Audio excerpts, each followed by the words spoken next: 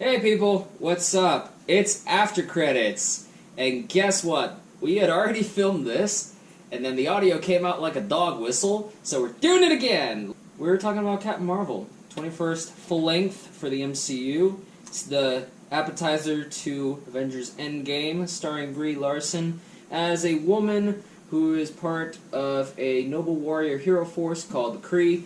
They fight pointy-eared green shapeshifters called the Skrulls. Why? Because the Skrulls like to go on other planets, invade the population, and kill them all. So, during one of her battles with Skrulls, woman, crash lands on Earth.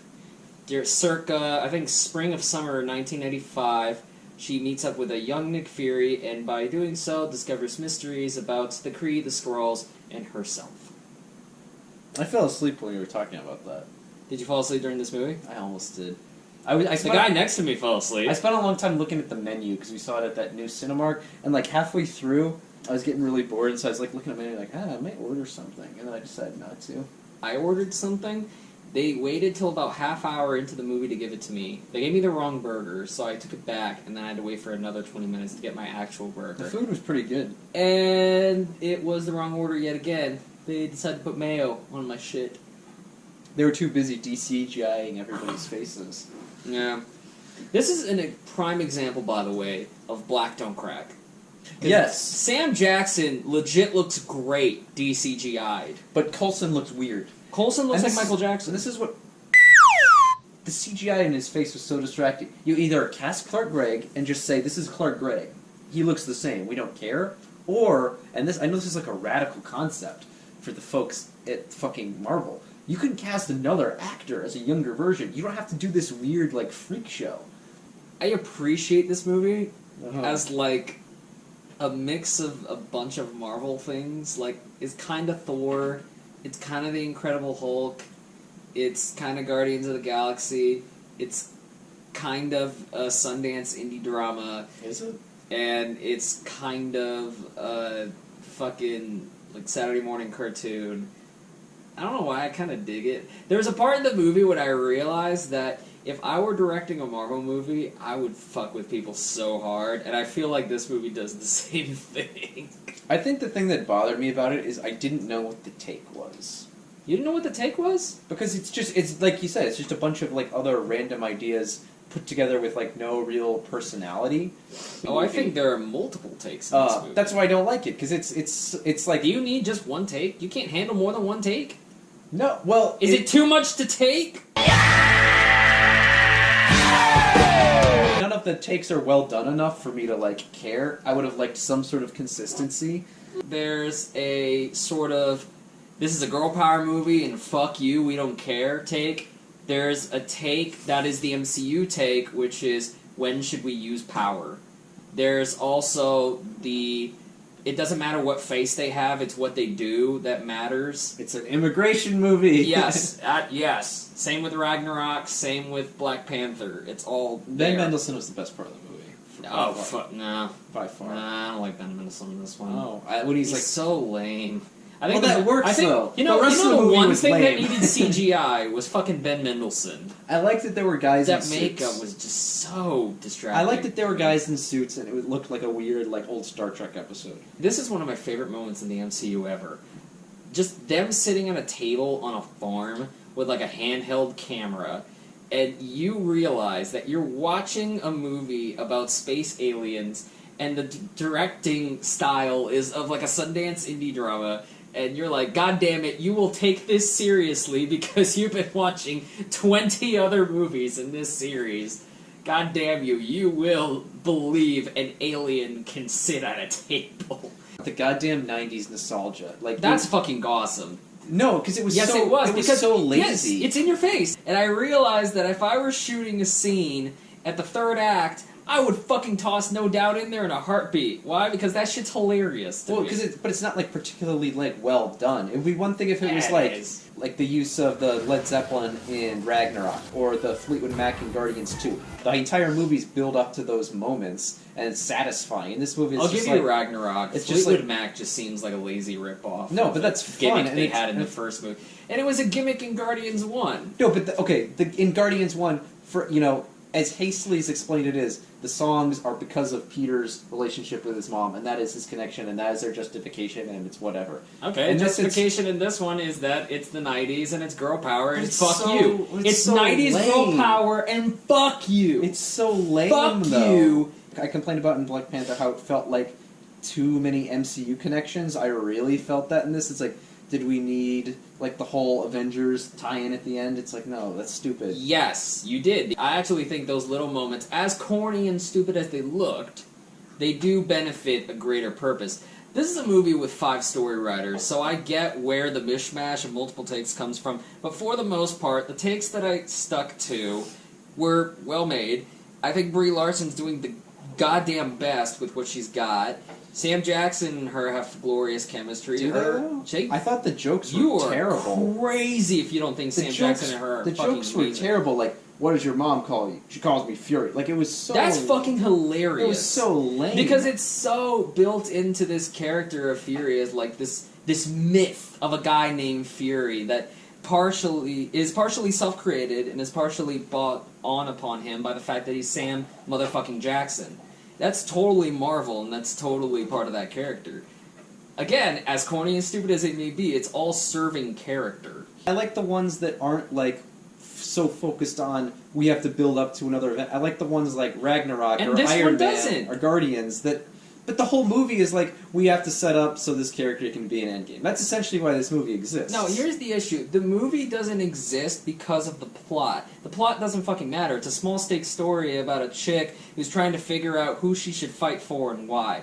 The fact that they bill it as an origin story doesn't fucking matter. It's more in relation to, like, a biopic, and you're gonna scream at me over this, it's more like a biopic like Jackie. You figure out who the character is because of what she cares about. Alright, get the fuck out. I think I'm done. Alright, be gone, you punk hoe. I think I'm done. You fucking pussy, can't take a take. I think I'm done. Alright, if we're be doing gone. Jackie comparisons. Damn straight we're doing Jackie comparisons Oh in my this God. bitch. Alright. Jesus Christ. So, if y'all want to see final thoughts and scores out of 6 stars because you haven't seen Captain Marvel, go right there. If not, I'm going to talk about spoilers. So, we're kicking in here. The important part of the movie is not who Captain Marvel is, but it's what she fights for. Captain Marvel was called by Nick Fury in Infinity War to deal with Endgame. So how will she relate to the themes of Endgame?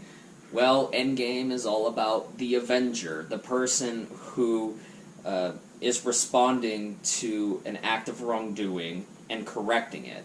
So, whenever Nick Fury is typing away at that keyboard, as corny and as fantastic as that line may be, it certifies that due to her actions, due to her looking past the face of a Skrull and realizing that these people are just innocents looking for a home, that certifies her relationship as not someone who fights for country, who fights for flag, but somebody who fights for the innocent, the people who are oppressed. And I think whenever you do that, you kind of see the history of the MCU. Iron Man fought for those Afghani people who were being messed with by the Nine Rings, and all the way up to Black Panther and Thor Ragnarok, who is fighting for his people. We have all this power. What should we do with it? How should we respond or retaliate? And I think what the MCU posits from the very beginning is that we are a reactive use of power. We don't infringe our power upon anybody else. We don't try to, actively at least. I think that might be a byproduct, and that might be where something like Black Panther 2 might go. We should use our power to defend those who have none. That's where Captain Marvel is, and putting her at this part of the story helps emphasize that theme of the responsible use of power, which is reactive. Brie Larson's good for this one because she's an actress who is so good at the subtle and the not so much. She's a woman out of time, she's a woman out of memory, so it makes sense that in some scenes she can kind of play a blank slate. But, no matter how many weird supreme intelligence juices you get in your brain, you're not going to be able to remove some elements of your personality. So I like those few scenes with Jude Law where she's constantly fighting back and getting up and getting her ass kicked, and she's sort of seeking out a challenge. There are the scenes where she just doesn't tolerate any bullshit whatsoever, whether it be the dude who tells her to smile, or when she's talking to Nick Fury, and Nick Fury, trying to be sort of the suave Samuel Jackson agent he is, tries to get her to go on his side. And even in that scene, she shows herself as someone who not only doesn't tolerate bullshit, but somebody that relishes in calling it out. Oh, finally, you asking me if I'm a Skrull is the most relevant question you've asked. It's that sort of cockiness and confidence that comes from somebody who knows exactly what they're talking about. They know you're bullshitting them, and they're kind of getting mad that you would even bother to disrespect them by doing so. To keep a character at a constant simmer until she's ready to explode and kind of reveal herself or show a little bit more here and there, it requires a smart actor who is precise in their movements to sell that kind of shit. It's a joke in the Marvel comics that Sam Jackson should play Nick Fury. So there's this idea of, like, Sam Jackson is the biggest badass on the fucking planet. And even from when you see him in Iron Man, you get that sense that this is the bad motherfucker. Nick Fury is not the toughest motherfucker in the world. His best achievements in the MCU are the bloody baseball card with Captain America, being able to, inject himself with a drug that'll make him look like he's dead, but really he wakes up later in Winter Soldier. He's a sneaky bastard. So the whole bit with him getting scratched by Goose the cat. Last time I trusted someone, I lost an eye. You know what? He's probably not talking about anybody in particular. He's probably legitimately talking about just anything that'll get Captain America to do what he wants him to do. Fury's a master manipulator, we know that. He doesn't need to reveal anything to anybody. The whole joke with his mom calls him Fury instead of Nicholas, do you really think that's the truth? Do you really think that joke is serious canon in the Marvel Universe? No, but it fits because this guy's not going to tell you who he really is. He's not going to reveal his cards too early. If y'all are really mad about that shit, you need to rewatch these movies. You need to realize that Marvel lies to you all the time, and just kind of run with it. I know Monica Rambeau is important in the comics, but I felt like that precocious little kid character, as in Ant-Man with Cassie Lang, as in Iron Man 3 with Ty Simpkins' character, they are there for the kids in the audience to feel like they're represented. Like, oh look, I'm a little kid and I get to be part of a superhero movie.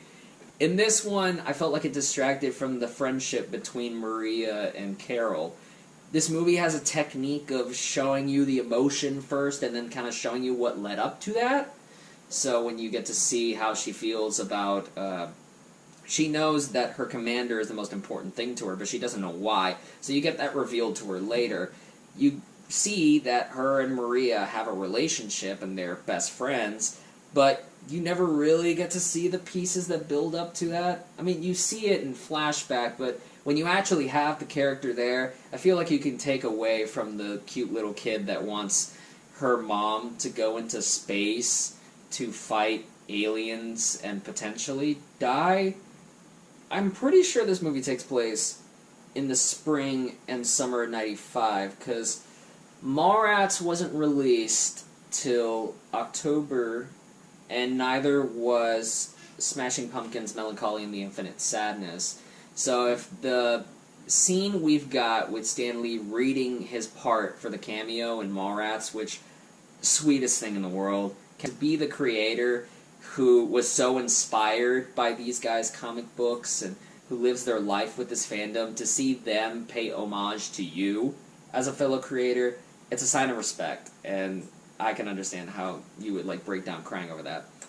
If he's shooting his cameo for it, I don't know how quick of a post-production they had. I don't know if they filmed that cameo scene in post-production, so maybe if Kevin Smith reveals when that cameo took place, we could have an idea of when this movie takes place in the MCU. Goose the cat will save us all. Goose the cat, who is not really a cat, but he's a firkin. So imagine a cat, but with tentacles flying out of its mouth. Okay, can you bring Dio as an example? This cat, I mean, it's a gingery cat, Goose is, and this is Dio. Is he chasing my finger? But out of his mouth, there are tentacles that shoot out, and they will eat everything like a black hole, including the Tesseract. So, for Avengers Endgame, I want Goose the Cat to be brought by Captain Marvel, and every time they collect an Infinity Stone, I want Goose the Cat to eat it. And at the end of the movie, when they need to put all the stones in the gauntlet, I want Goose the Cat to throw it back all up again. I don't mind the Ronan the Accuser tie-in just because he's Kree, they're part of the Kree military force, it makes sense. Given Guardians that Ronan would be part of this kind of nationalist group. Look, as ridiculous as the last fight scene is, where fucking Brie Larson goes Super Saiyan and she starts phasma blasting everybody, and fucking No Doubt's Just a Girl starts playing, blaring through the screen. That is such, like, a fuck yeah girl power moment that you gotta respect it. I can't see how people would look at something like Guardians 2 and that soundtrack, which is similarly themed, and look at the soundtrack for this and be distracted. Just doesn't work for me. I'm sorry. I might see differently than you. You might walk out the video, but what the fuck can I say? Final thoughts. Scores at 6 stars. I think Liam, he wrote me earlier and said that he gave this a 3.5 out of 6. When I shot this with Barnyard, he gave it a 5, and I'm going to give it the same thing I gave it the first time, which is a 4. I like it. I understand where the direction would go. I think people were expecting a lot more stakes with this movie because of the power that Captain Marvel holds in the MCU, but I appreciated the small stakes story. For all the craziness that's in this movie, and for all the weird choices that are in here, I respect the hell out of it. The HK verdict's going to be there because I'm not going to do math right now. But if you like this video, go ahead, like it, subscribe, comment below, let me know what you thought of Captain Marvel. We've got an episode of Pitch It coming out. Shrink Wrapped is coming at the end of the month, my Blu-ray haul. And until next time, thank you all very much for watching, and see you later. Bye.